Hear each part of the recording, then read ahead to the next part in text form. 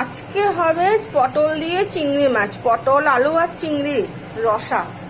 এবার দেখো, যেটাতে ভাজা করেছি সেই কড়াইটাই একটু অপরিষ্কার আছে, কিছু মনে করো না তোমরা বন্ধুরা।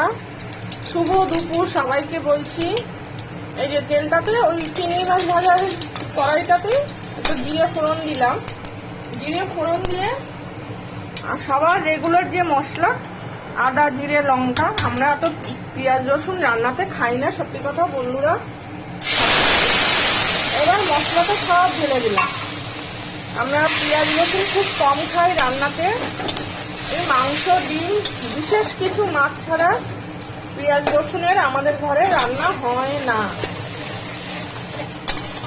এবার তো টমেটো দিয়েছি, টমেটোটা অবশ্য ভালো করে পেস্ট হয়নি, মশলাটা মিষ্টিটা ছাড়া।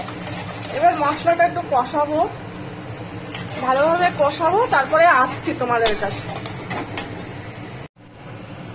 আজকে হবে পটল দিয়ে চিংড়ি মাছ, পটল আলু আর চিংড়ি রসা।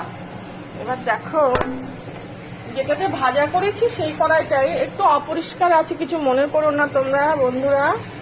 শুভ দুপুর সবাইকে বলছি। এই যে তেলটাতে ওই চিংড়ি মাছ ভাজার কড়াইটাতে একটু জিরে ফোড়ন দিলাম। জিরে ফোড়ন দিয়ে আর সবার রেগুলার যে মশলা আদা জিরে লঙ্কা, আমরা তো পেঁয়াজ রসুন রান্নাতে খাই না সত্যি কথা বন্ধুরা। এবার মশলাটা সব ঢেলে দিলাম।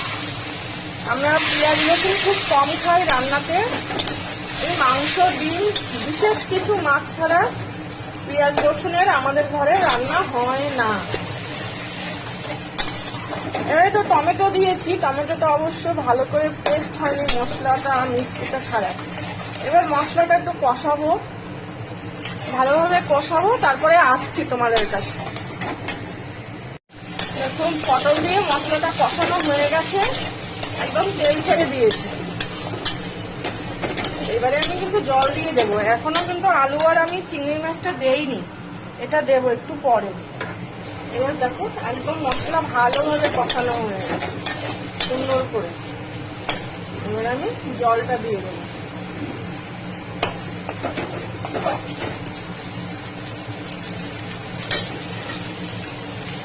এই বাকি ধোয়া মশলা ধোয়া পুরো জলটাই দিয়ে দিলাম।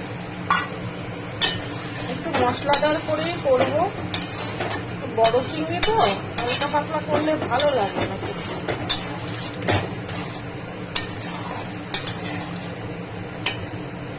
এদিকে ভাত বসেছে, ভাত ফুটছে এইদিকে। এবার এটা তো ফুটে উঠলে আমি মাছটা আর আলুটা দিয়ে দেবো। এটা ভালোভাবে ভাজা আছে তো বেশিক্ষণ আর লাগবে না, এটা ফুটুক। চিংড়ি মাছটা আমার রান্না হয়ে গেছে বন্ধুরা। দেখো পুরো গামাখা গামাখা করে নামাবো। একটু সামান্য গরম মশলা দিলাম। মোটামুটি রান্না আমার হয়ে গেছে। আলু টালু সব সিদ্ধ হয়ে গেছে, আলু ভেঙে যাচ্ছে।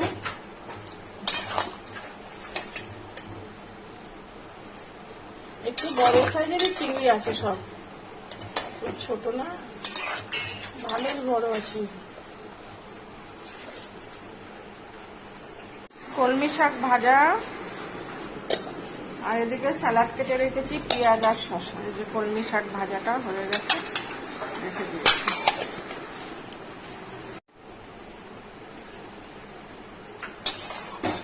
দিয়ে দেবো নুন মিষ্টি স্বাদ মতো, সব দেখে নিয়েছি, হয়ে গেছে। আর এদিকে পুঁটি মাছ করবো।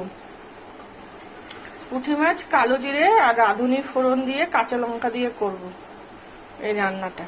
বড় বাটি অবশ্য, অল্প কটা পুঁটি মাছ। দেখুন পটল দিয়ে মশলাটা কষানো হয়ে গেছে, একদম তেল ছেড়ে দিয়েছে। এবারে আমি কিন্তু জল দিয়ে দেবো। এখনো কিন্তু আলু আর আমি চিংড়ি মাছটা দেইনি, এটা দেবো একটু পরে।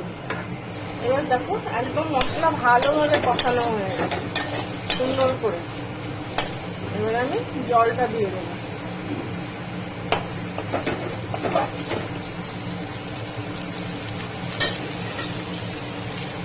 এই বাকি ধোয়া মশলা ধোয়া পুরো জলটাই দিয়ে দিলাম।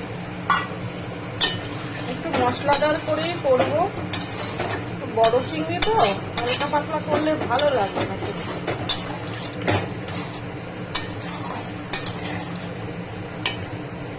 এদিকে ভাত বসেছে, ভাত ফুটছে এইদিকে। এবার এটা একটু ফুটে উঠলে আমি মাছটা আর আলুটা দিয়ে দেবো। এগুলো ভালোভাবে ভাজা আছে তো বেশিক্ষণ আর লাগবে না, একটু ফুটুক। কলমি শাক ভাজা, আর এদিকে স্যালাড কেটে রেখেছি, পেঁয়াজ আর শসা। এই যে কলমি শাক ভাজাটা হয়ে গেছে, রেখে দিয়েছি। চিংড়ি মাছটা আমার রান্না হয়ে গেছে বন্ধুরা, দেখো পুরো গামাখা গামাখা করে নামাবো। একটু সামান্য গরম মশলা দিলাম, মোটামুটি রান্না আমার হয়ে গেছে। আলু টালু সব সিদ্ধ হয়ে গেছে, এই যে ভালো ভেঙে যাচ্ছে।